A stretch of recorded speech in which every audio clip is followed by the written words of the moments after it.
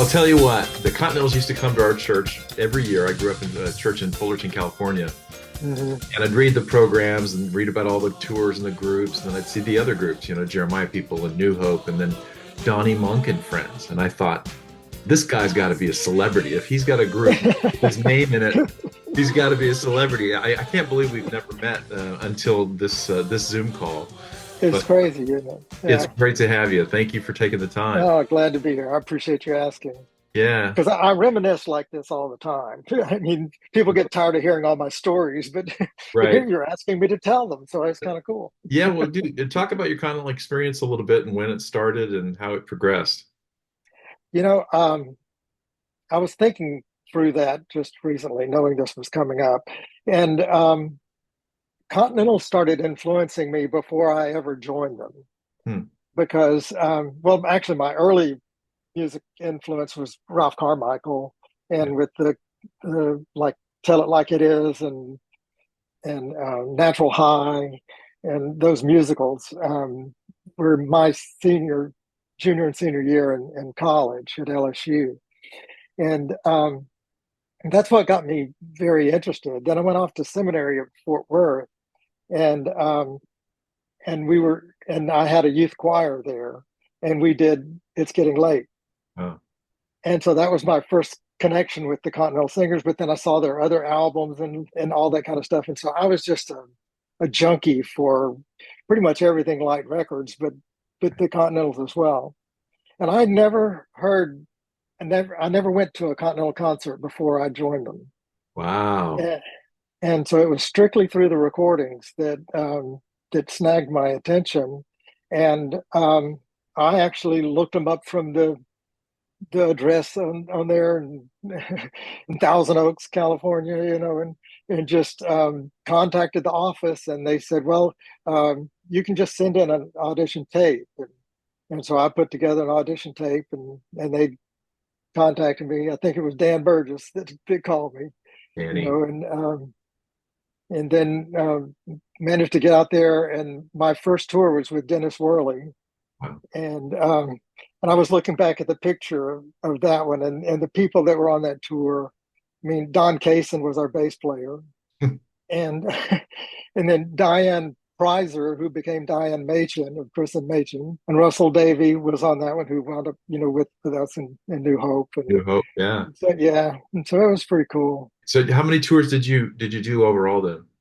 Five, well, five of the summer tours, and then after the first summer tour was when we did New Hope, Mhm. and then the smaller groups, traveled in between the summer tours, Yeah. and then that second one after that was the first time with Donny Monk and Friends, and when um, Cam somehow he's the center of all of this stuff, and somehow he believed in me enough that on a flight with Ralph Carmichael, he convinced Ralph to do an album for me, and so it was crazy. That's But fantastic. but I was thinking, especially hearing Chuck and Susie talk about it, and how central Cam is, and how he would just throw you right out in the middle of stuff. When you're super young and you Yeah. don't know what you're doing, but suddenly you got to learn how to do it. Mhm. And he's the encourager there, saying you can do it, It's and true. and not just dumping you. I mean, he's there to give some guidance along the way Sure. too. But he made a lot of us rise to the occasion.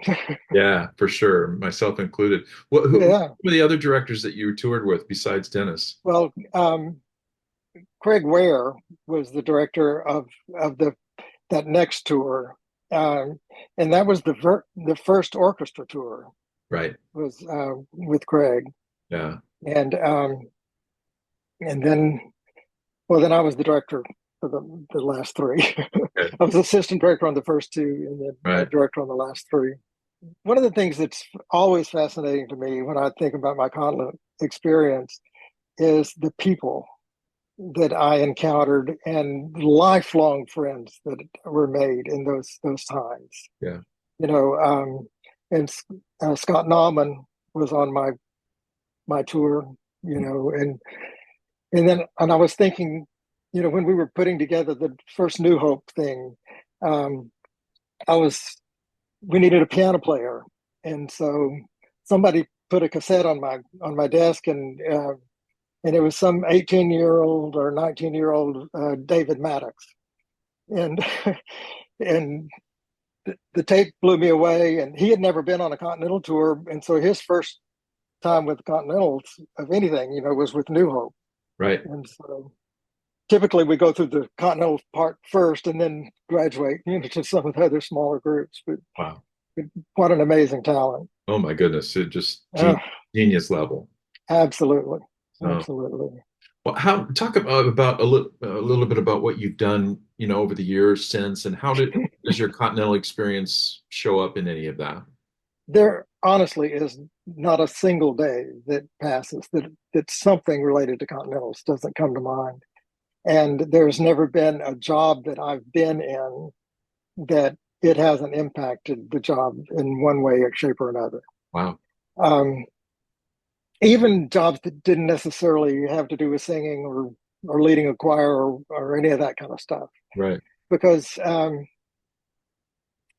Cam instilled excellence in all of us, and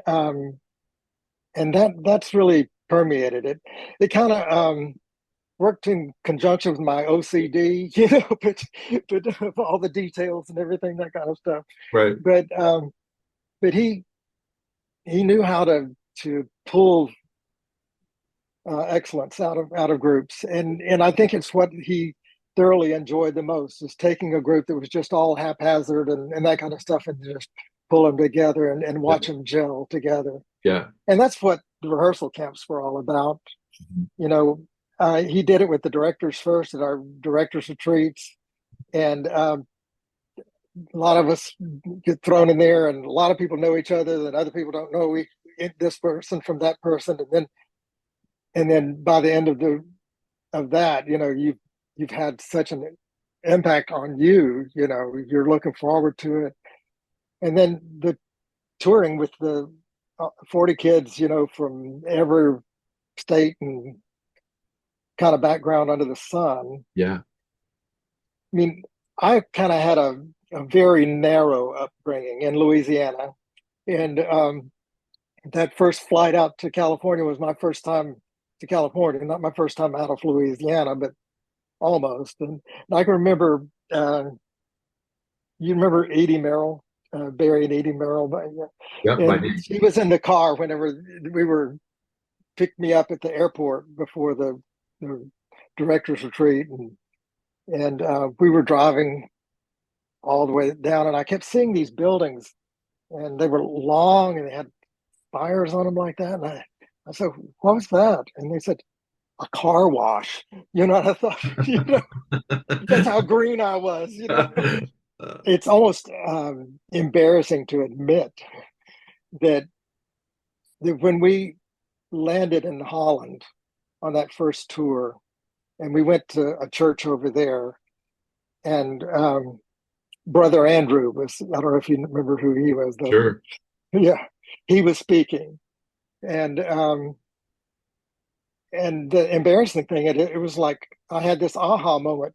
Oh, there's strong Christians that are not in the United States. I Yeah. mean, broadening just your worldview was one of the big things that happened through this. Amazing experiences that we got to see. I was heading back home to Louisiana, didn't have a clue what was going to be the next thing. And I was opening the back door, the phone was ringing, and I picked up the phone, and it was Charlie Brown, or Charles F. Brown, producer. And he was telling me that he had this youth musical that he's going to be producing, and Dan Burgess was supposed to be writing all the songs, but Dan just got signed with Word, and he was wondering if I would be willing to write the songs for it. And I said, "Well, that sounds great. I'd love to do that." And then he says, "Oh, but we've already got the studio booked and everything, and we have to have those songs in 2 weeks." And I said, "I can't guarantee you that I'll have 10 songs written in 2 weeks." And he convinced me that I could. That's pretty much what it takes to get me to write songs. I have to have something to write for. Right. I don't just sit around and just decide, well, I'm going to write a song today. I need to be writing for something. Right. I'm not a very prolific writer. But, well, that time frame thing is kind of a Cam thing too. Like if you want to make something happen bad enough, you'll figure out a way to do it, you know? Well, and Ralph Carmichael did that to me on that first album too. Huh? He wanted me to bring in a number of songs. And so I came in there, and here around this room was Clark Gassman and all these people that I've read on the liner notes and all this sort of stuff. And I'm just, and he wanted me to play these songs, and I played a number of them. He said, yeah, that was good. That was good. Not this one over here. And then after it was over, he called me into his office and says, let's meet next week, same day, and I want 2 more songs.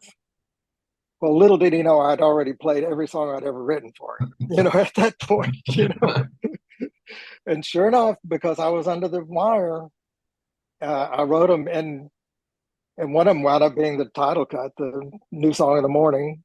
Wow. And the other one was the only other song on there that ever got cut by anybody else, And so it was, but if I had never been pressured into it, it wouldn't have happened. Yeah. One part in there, that in the midst of all that was the starting of the Christian Artist Camp. Yeah. Estes Park. Yeah. Talk about that. And I was there with Cam, during that season as well. And matter of fact, Donny Monk and Friends got to be on the first opening night thing there, really? With it. And so it was kind of cool to be there. Wow. And that's where so many connections were made, with people that knew of each other, but it was an opportunity to really to get to know each other and share stories and heartaches and challenges and that kind of stuff. So it was quite the ministry.